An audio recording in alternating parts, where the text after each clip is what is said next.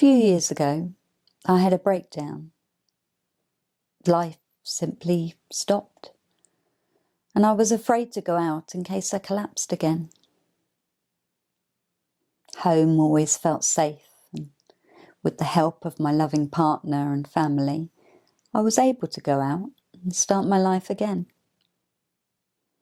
Perhaps that left me luckier than most in dealing with the events of 2020. Here is the news on the 3rd of January 2020. China officially notifies the World Health Organization about an outbreak of a new virus. Cosy candlelight and auld lang syne are well behind us. Instead, it's hard-jawed January and soaked coats. Mr. Johnson vows to deliver oven-ready Brexit.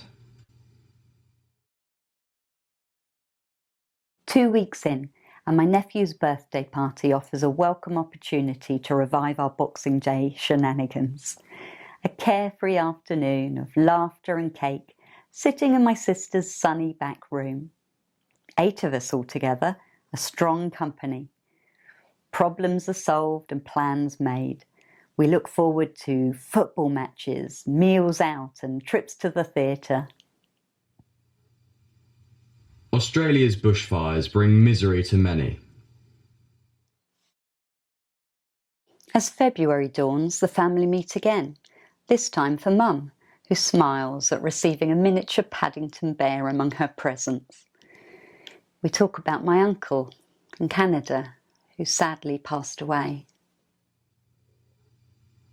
Fatalities and floods in the wake of Storm Kira.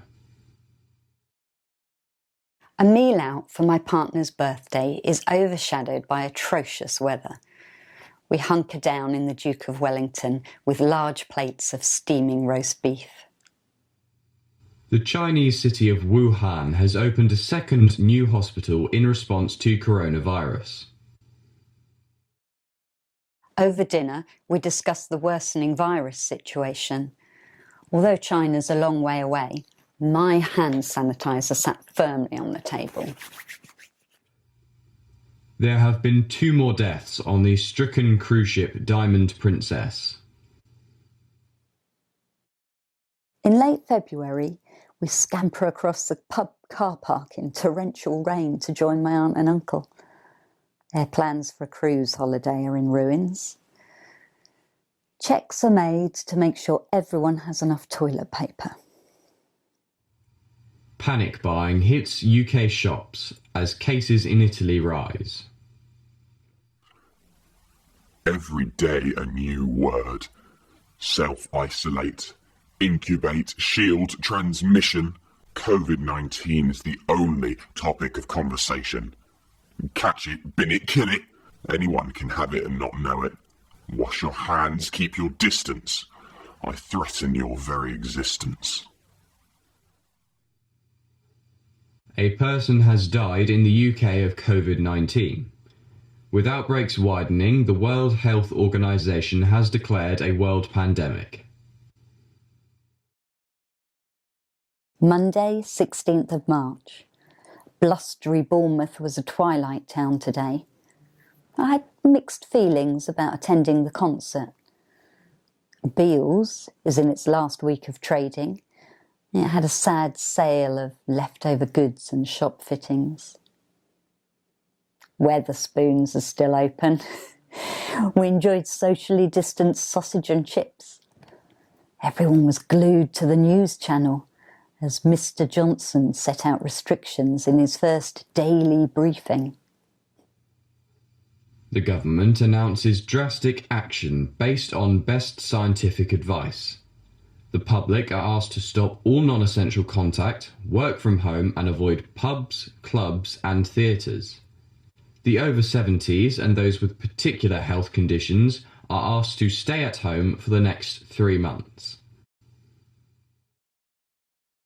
The concert feels like it's the end of an era, particularly when the group announced their tour has been cancelled. Everyone knows this is their last evening out, and there's a tangible poignancy in the air as the curtain comes down. Schools close across the country. The government releases a list of key workers. Working in a small office is a challenge. We all try and stay politely apart. Inevitably in the kitchen or at the photocopier, and we're closer. Travel on the bus is also a worry. Today, a woman at the bus stop was overwhelmed by a fit of coughing. I stood outside the shelter in the rain. The public are urged not to make family visits for Mothering Sunday.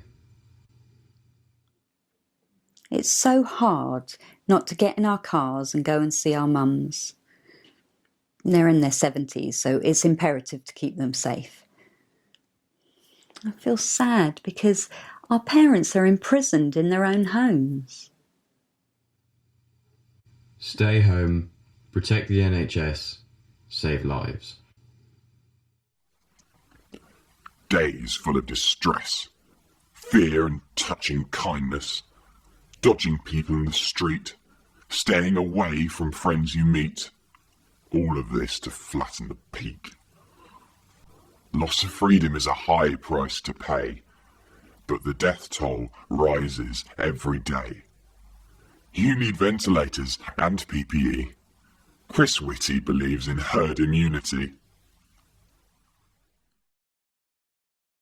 In lockdown, a new pattern emerges to our days and rainbow pictures appear in neighbours' windows. Frequent phone calls are made to vulnerable family and friends.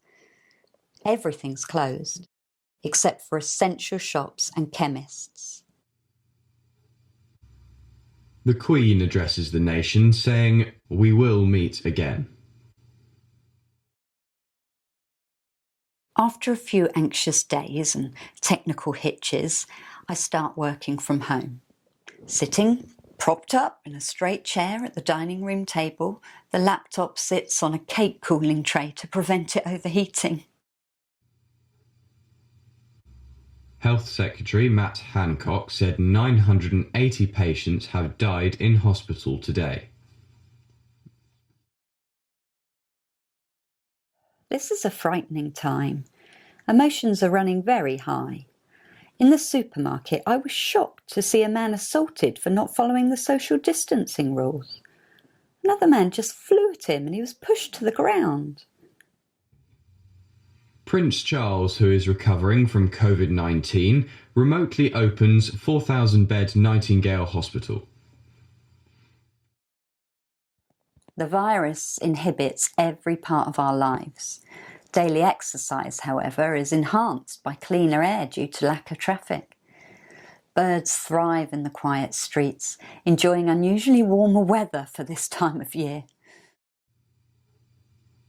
Boris Johnson was discharged from hospital today and thanked the NHS for saving his life.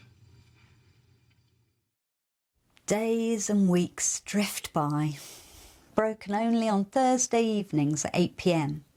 Standing on the doorstep to clap for carers offers an opportunity to wave at the neighbours and give a thumbs up. A discordant trumpet sounds from an upstairs window and children bang pots. Ships in the nearby docks sound their horns before doors are slammed and the eerie silence returns once more. It has been discovered that ethnic minorities are more vulnerable to COVID-19. At Easter, our church service is broadcast on YouTube. We're missing our friends at the church. With no traditional family gathering, our nephew organises a virtual Easter egg hunt on Facebook. The meaning of Easter's put sharply into focus as we realise the sacrifice the NHS staff are making to preserve life. Captain Thomas Moore has raised millions for the NHS by walking 100 laps around his garden.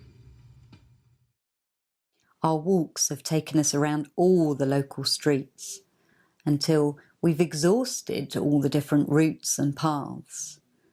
We head to the common, which is packed, taking care to avoid sweaty joggers and People who clearly do not follow the 2-metre distance rule. New statistics reveal care home deaths tragedy. We are very lucky that our parents live in their own homes. In my dreams, it's always Boxing Day. The family gathers and we're together once more in the familiar, easy presence of loved ones. Distance has seeped into my consciousness. Now, when I watch TV, I wince when the actors touch. Scientists state government will be unable to hit virus testing targets. May the 4th, and no birthday party for me. Feeling town-trapped, my partner arranges a drive around the New Forest. The fresh green is so enticing. I wind down the window to feel the breeze on my face. It'd be so tempting to stop, but it's not worth the risk. Finally arriving at Leap Beach, the sun sparkles on the sea and the scene flies by in a couple of minutes. Back home, a parcel arrives from my sister with some gorgeous plants for the garden. The 75th anniversary of VE Day is remembered in scaled-back celebrations. People compare this time to war, but I am a plague, a cross on the door. Your scientists toil to find a cure. Hopes lie in swab tests, trace and track. Everyone desperate for their old lives back. My watch and handbag are now superfluous. Work clothes remain in the wardrobe and there's no need for makeup. I long for a coffee and catch up with friends. I haven't spent any real cash in weeks, as card use is much safer. Health is our real treasure.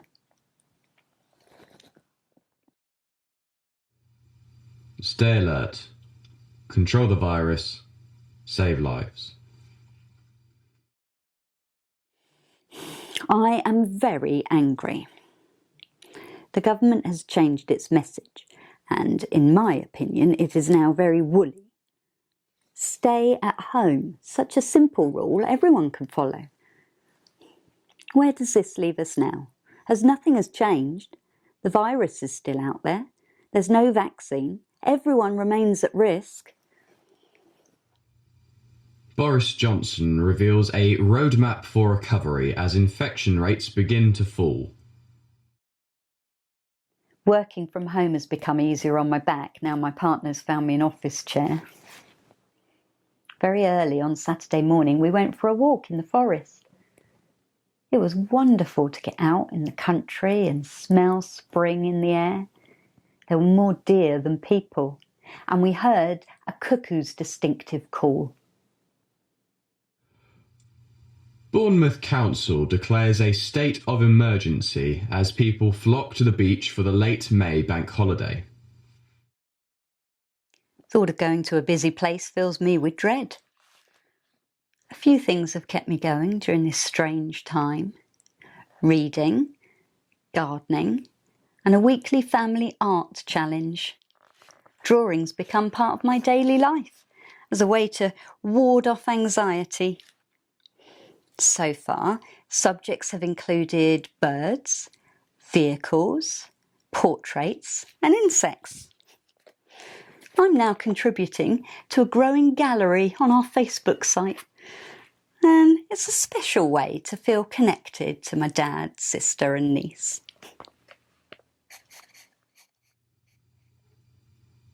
Following the death of George Floyd, Black Lives Matter demonstrations are taking place in cities throughout the world.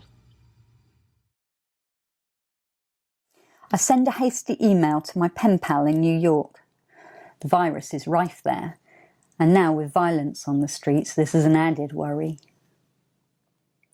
I don't know if we're witnessing a real turning point for positive change.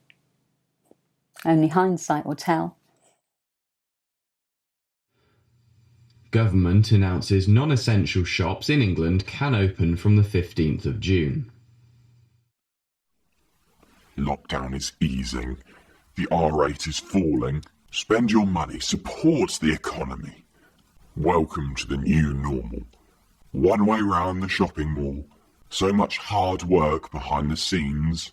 Signage, sanitizer and perspex screens. World-beating track and trace app abandoned due to privacy issues. I'm extremely proud of my sister, a research nurse now working on vaccine and saliva test trials. However, I'm also concerned about any potential for her to catch the virus. She's at the very heart of our family, a real rock to our parents, getting their shopping, collecting prescriptions and visiting from the safety of their garden. Saturday, the 4th of July, is Haircut Day, as hairdressers are allowed to reopen. Pubs and restaurants are also preparing to resume business with 1 metre plus social distancing in place. It's Dad's 86th birthday and we decide to visit. It's so great to see Mum and Dad, even if we have to dance around each other to maintain distance. My sister and her husband are out in the garden assembling their present, a garden bench. Oh, we can't hug or kiss, but this is a reunion of sorts. How lucky are we to enjoy this moment? Wear your mask. I'm not finished yet.